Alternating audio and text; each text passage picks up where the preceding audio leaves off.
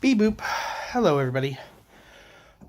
Today I'm going to be talking about the hardest part for me about being a teacher. I hear a lot of complaints about being a teacher that, oh, I'd love being a teacher if it wasn't for the students. Those people shouldn't be teachers. Forget those people. Those people suck. There are also people who are like, oh, being a teacher's easy. You get like 3 months off. No, we don't. We have 3 months of time that we are not paid for. That time is divided up by, we get paid a certain amount, and basically the rest is just prorated. So we don't get paid for that other time. We don't get paid for 3 months off. They just divvy up our salary, and we work 9 to 10 months, and then we get paid for 12 because they divide it up that way. So that's not really time off because we're not working. We're not getting paid for that. Anyway, lots of teachers are like, oh, management's the worst. Or the fact that parents don't raise their own kids is the worst. Or that, the fact that we can't save everybody is the worst. And yeah, that one I really hate. I hate that there are some kids that no matter what you do, no matter what you say, no matter how hard you try, you can't save those kids. That sucks.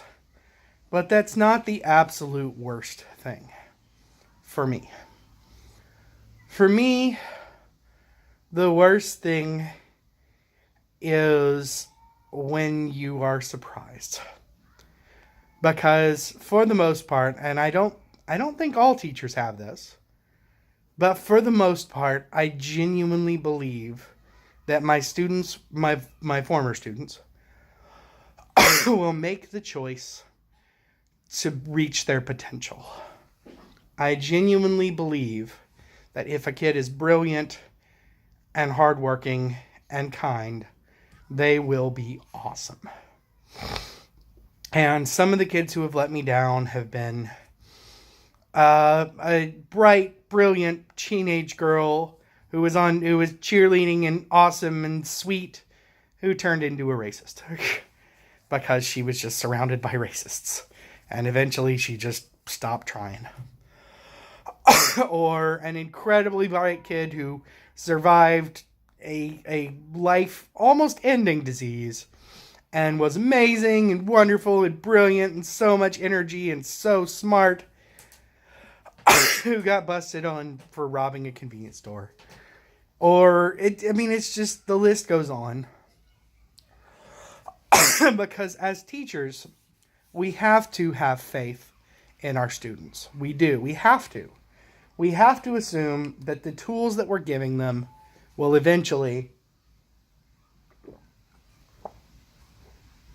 This is water, not vodka, in case you were curious.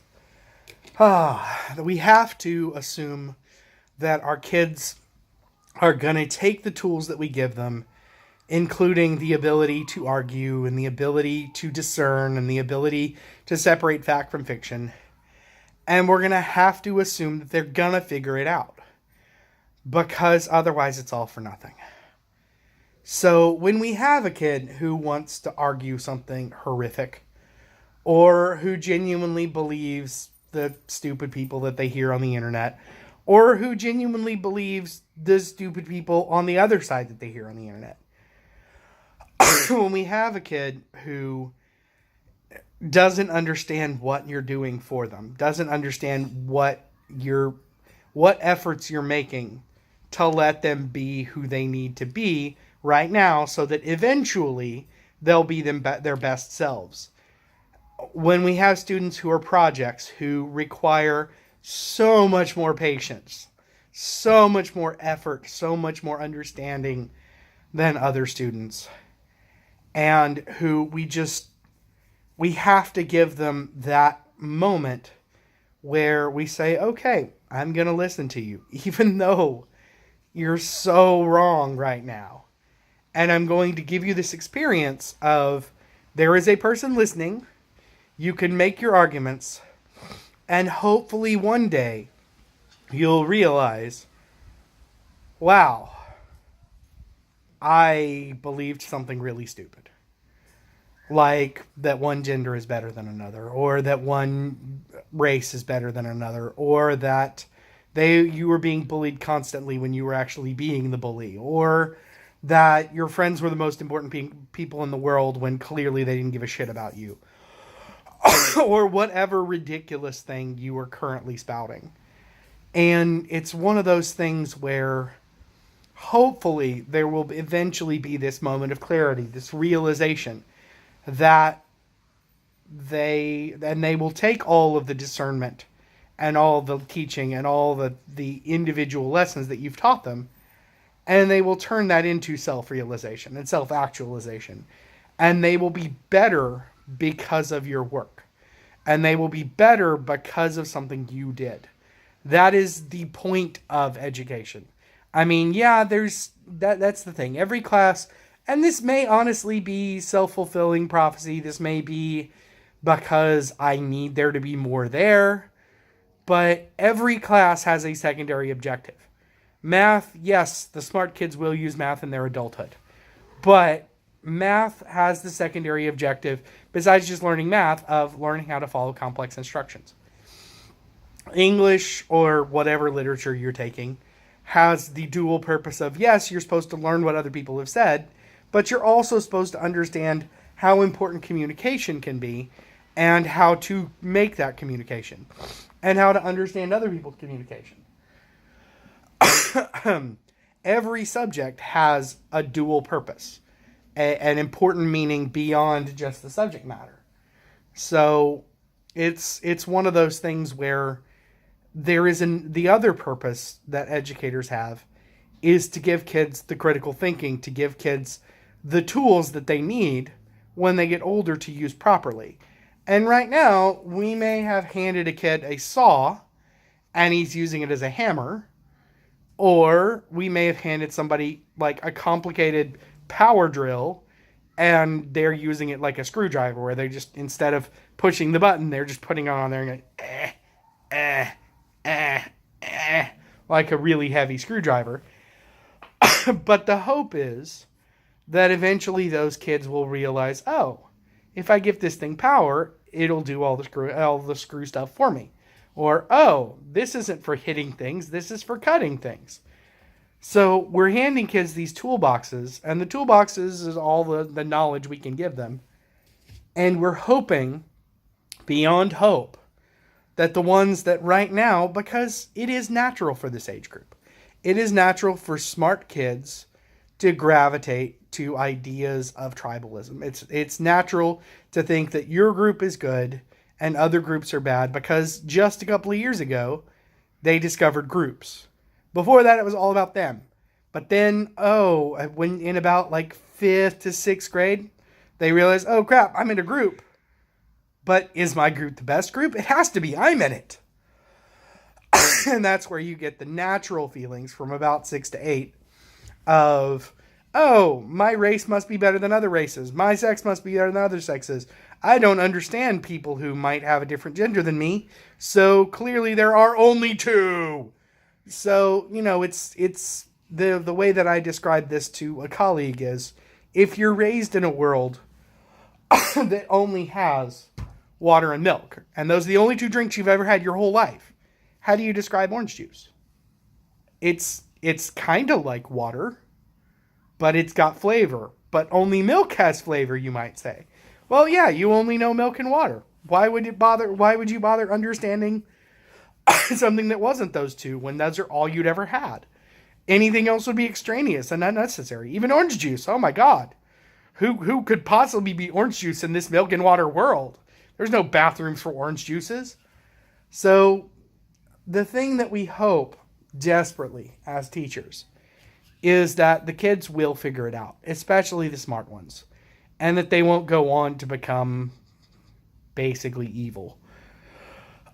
So we have to hope, and we have to pray, and we have to whatever little good vibey thing we do, that the smart kids will figure it out. And every now and then, and this is the worst part, every now and then we're disappointed. Every now and then you have that sweet, innocent, decent, kind cheerleader who becomes a racist. Every now and then you have that fountain of promise who's going to go to jail and is going to end up in jail and is going to be a worse criminal when he comes out of jail. And then pretty much is going to spiral from there. Every now and then you have that athlete who was going to really do something amazing, who just, his control of his body was just thoughtless, effortless. And he ended up hanging out with friends who robbed his store, and then he went to jail. And every now and then we're going to have those kids who just have the most potential in the world and who just could be something amazing. But because they've got such a chip on their shoulder, or because they've got because they feel excluded, because they feel like they're not special, or they feel that they're too special so they don't have to make an effort. Whatever the problems are, and by the way, if any of my students are watching this, I'm not just talking about 1 or 2 or even 6 of my current students. I'm talking about a dozen, and I'm just mixing them all in there. And the problem is that everybody, when you're a certain age, you think everything's about you. And so everything must be a personal attack or personal vindication. And the fact is that I've had enough students at this point where I can make generalizations. Or I could be talking about somebody specific. And a lot of these kids are just, they're amazing. They're wonderful. They have so much potential. But sometimes you're disappointed. And sometimes they let you down. And that sucks. That sucks really bad. Because you have such high hopes. There's a saying, and it's one of the yogos, and I'll talk about it for a second. But there's a saying that the people who plant date trees, date is it's a sweet fruit. Those who plant date trees don't eat dates. Because it takes 80 years for the date trees to mature and actually produce edible fruit. So when you plant one, you're not expecting to be eating the fruit from that tree you planted. Your grandchildren will eat that fruit. So what you kind of have to do is you have to have faith. You have to plant the seeds, and you have to hope that they'll grow.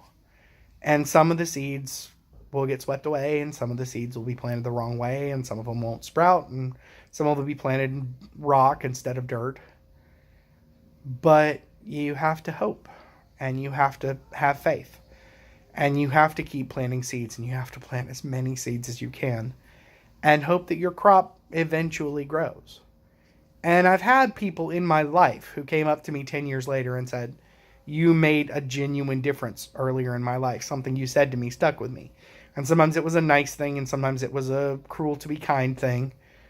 But I haven't yet had that with my students, because I've only been doing this for 5 years. So I hope that I'm planting the right kind of seeds. I'm trying so hard to plant the right kind of seeds. And I don't know. I really don't.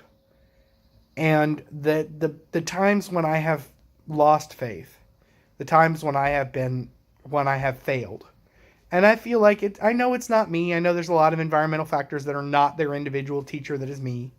And especially when I was a math teacher, I didn't have enough time to truly affect my students. But I tried, man. And I hope it's enough. I really do. I hope it's enough. I hope that the things that I said to them and that I've let them say to me, and the questions that they needed answers, I hope that I've planted the right kind of seed. And that I haven't been an absolute abject failure. But I'm not sure. This got a little deep. I cannot deny that I am welling up just a little bit here. My eyes are wet. So before I make a complete and utter fool of myself, and before I start, weeping on camera, I'm going to go ahead and sign off. This is a pretty long video as it is. Anyway, thank you for listening. That was the most difficult thing about being a teacher for me. And I'm going to go ahead and sign off now. Beep boop.